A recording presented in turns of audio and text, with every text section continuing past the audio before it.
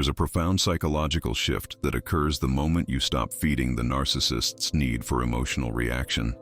It's in this space of your newfound emotional neutrality that something extraordinary happens. The carefully constructed mask they've worn for months or years begins to slip, revealing what Carl Jung would recognize as the raw, unintegrated shadow self underneath. What you're about to witness when you achieve this state of non-reactivity isn't just bad behavior or increased manipulation attempts.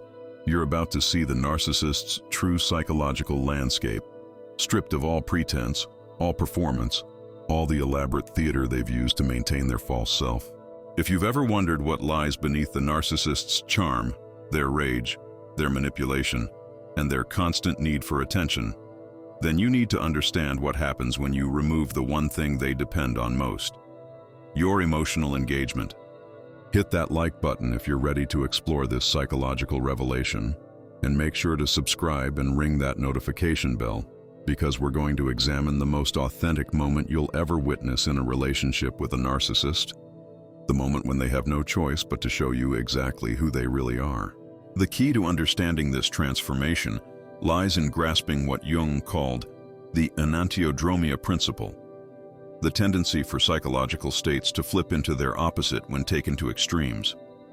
The narcissist's entire psychological structure is built on generating emotional responses from others.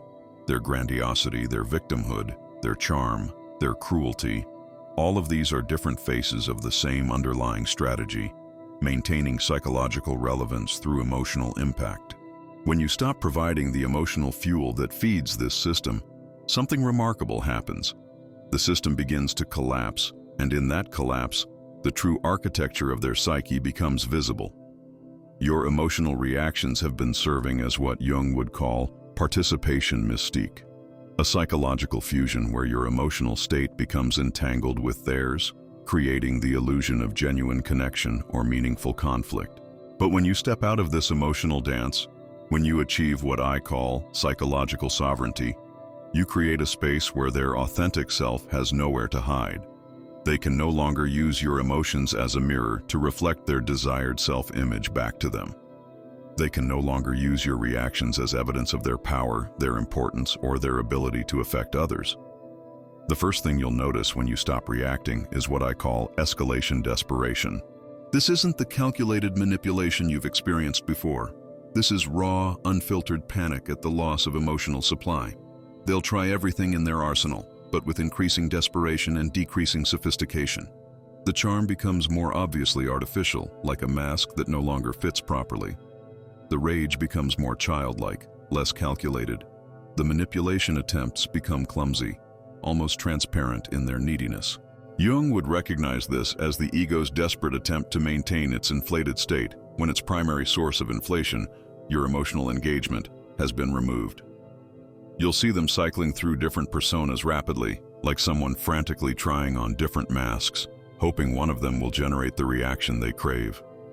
They might become excessively sweet, then suddenly cruel, then mysteriously aloof, then desperately vulnerable, all within the span of a single conversation. This rapid cycling reveals something crucial. None of these personas are authentic. They're all just different strategies for emotional manipulation. But the most profound revelation comes when the escalation desperation fails to move you. This is when you witness what I call the collapse into authentic emptiness. Without your emotional reactions to give their behavior meaning and impact, they begin to deflate like a balloon losing air. The grandiosity fades, but what emerges isn't humility or self-reflection. It's a kind of psychological vacuum that's both fascinating and deeply disturbing to witness. In this state, you'll see something that the narcissists themselves may never consciously acknowledge: their complete dependence on external validation for their sense of existence. Jung understood that healthy personality development involves the integration of inner and outer experience, the ability to maintain a coherent sense of self regardless of external circumstances. But the narcissist has never developed this internal coherence. Their entire sense of self is constructed from the reactions they generate in others. And without those reactions, they begin to experience what can only be described as psychological dissolution. This is when their true face emerges. Not a face of evil or malice, but a face of profound emptiness. You'll see them grasping for any form of engagement, any kind of reaction, even negative ones, because negative attention is still preferable to the existential terror of being emotionally irrelevant.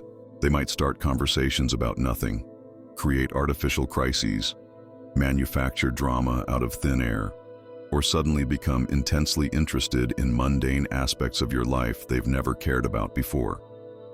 What's particularly revealing is how their language changes during this phase. Without your emotional reactions to bounce off of, their communication becomes oddly flat, repetitive, almost mechanical. They'll repeat the same phrases, the same complaints, the same stories, like a broken record stuck in a loop. This reveals something profound about their inner world. Without external stimulation to react to, they have very little authentic internal content to draw from. Jung would recognize this as evidence of what he called psychological poverty, not a lack of intelligence or capability, but a lack of genuine inner life. The narcissist's psyche is like a hall of mirrors, designed to reflect and amplify external inputs rather than generate authentic internal experience.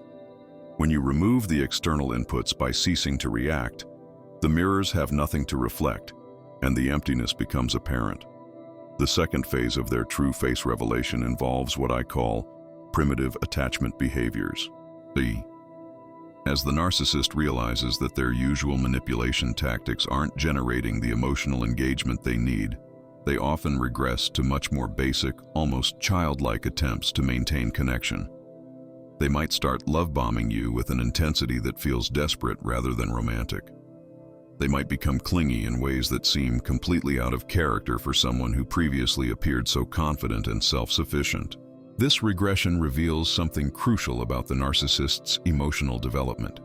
Jung understood that healthy psychological maturation involves moving from primitive forms of attachment, based on control, possession, and emotional fusion, to more mature forms based on mutual respect, autonomy, and genuine care.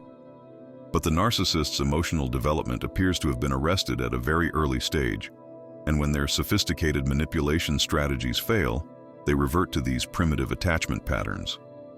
You might see them exhibiting what can only be described as abandonment panic, not the mature sadness of losing a meaningful relationship, but the primitive terror of a child being left alone. They might start making promises they've never made before, offering commitments they've previously avoided, or suddenly becoming intensely interested in your needs and feelings in ways that feel performative rather than genuine. What's particularly striking about this phase is how transparent their desperation becomes. The calculated nature of their previous behavior is replaced by something much more raw and immediate. They're no longer manipulating you because they enjoy the sense of power. They're manipulating you because they literally don't know how else to maintain a sense of psychological existence. The third revelation of their true face involves what I call identity borrowing intensification. One of the most disturbing things you'll observe when you stop reacting is how much of the narcissist's apparent personality has been borrowed from you and others around them. Without your emotional reactions to help them maintain their false self, they begin to exhibit what Jung would call psychological mimicry in its most obvious form. They might start using phrases you use, adopting opinions you've expressed, or even mimicking your emotional responses to situations. But this mimicry becomes increasingly obvious and awkward because it's no longer being refined through the feedback loop of your reactions. It's like watching someone try to perform a role they've only half learned, with none of the natural flow that comes from authentic self-expression. This identity borrowing reveals something profound about the narcissist's relationship to authenticity. Jung believed that healthy individuals develop what he called a personal myth, a coherent narrative about who they are, what they value, and how they relate to the world. But the narcissist appears to have no such personal myth. Instead, they have a collection of borrowed identities, stolen phrases, and mimicked behaviors that they've assembled into a kind of psychological collage. When you stop reacting, this collage begins to fall apart because it was never held together by internal coherence. It was held together by its effectiveness in generating responses from others. Without those responses to validate and refine their performance, the borrowed elements become disconnected and obviously artificial. The fourth aspect of their true face that emerges is what I call emotional flatness masquerading as depth. This is perhaps the most unsettling revelation of all. When the narcissist can no longer generate emotional reactions from you, when they can no longer feed off your emotional energy, you begin to see the profound shallowness of their actual emotional experience. They might talk about being hurt, angry, sad, or confused, but their emotional expressions lack the complexity and nuance of genuine feeling. It's as if they're describing emotions they've heard about, rather than emotions they're actually experiencing. Their hurt sounds rehearsed, their anger feels performative, their sadness appears artificial. This isn't because they're consciously trying to deceive you. It's because their capacity for genuine emotional experience has been so underdeveloped that they literally don't know the difference between feeling an emotion and performing one. Jung would recognize this as a consequence of what he called identification with the persona, becoming so invested in presenting a particular image to the world that you lose touch with your authentic emotional experience. But in the narcissist's case, this identification appears to be so complete that there may be very little authentic emotional experience left to recover. The fifth and perhaps most profound revelation is what I call the absence of genuine curiosity about others. When you stop reacting emotionally, when you stop providing the narcissistic supply they've become accustomed to, something remarkable becomes apparent. They have virtually no authentic interest in you as a separate, autonomous person with your own inner world. All of their previous questions about your thoughts, feelings, experiences, and perspectives were actually data-gathering exercises designed to improve their manipulation strategies. When those strategies are no longer working, when your non-reactivity makes manipulation pointless, they stop asking questions about your inner experience entirely. They stop showing interest in your growth, your challenges, your dreams, or your perspectives. This reveals something that Jung would recognize as a fundamental failure of what he called the transcendent function, the psychological capacity to bridge the gap between self and other, to genuinely encounter another person as a separate center of consciousness. The narcissist appears to lack this capacity entirely. Other people exist in their psychological world only as sources of supply, mirrors for their grandiosity, or obstacles to their desires. When you achieve emotional neutrality, when you stop serving any of these functions, you become psychologically invisible to them in a way that's both liberating and deeply sad to witness. You realize that they've never actually seen you as a complete person. You've been a collection of useful functions, and when those functions are no longer available, there's nothing left of you that holds their interest. The final revelation of their true face is what I call the poverty of inner resources. This becomes most apparent during moments of silence or calm, when there's no drama to react to, no crisis to manage, no conflict to engage with. You'll notice that the narcissist seems genuinely uncomfortable with peace, with quiet reflection, with simple presence.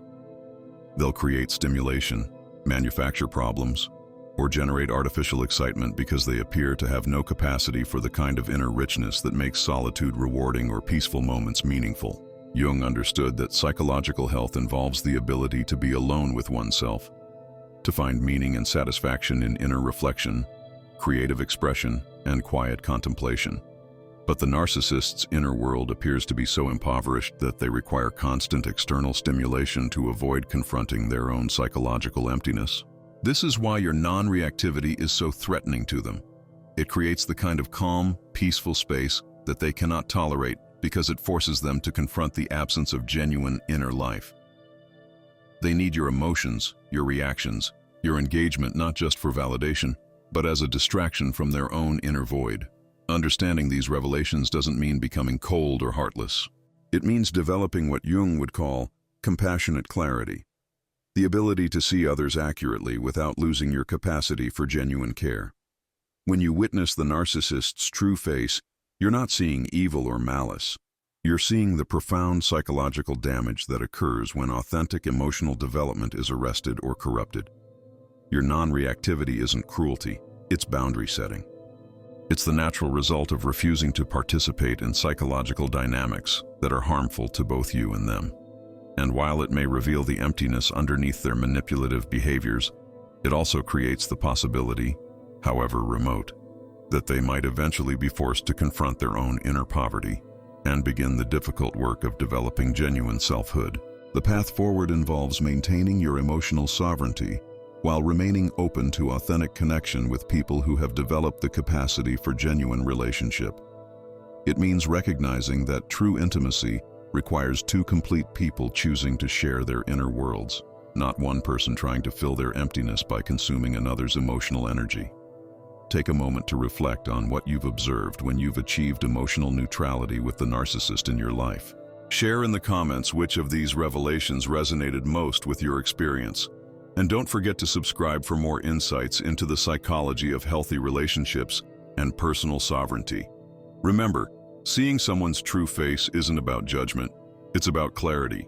And clarity is the foundation of all authentic healing and growth.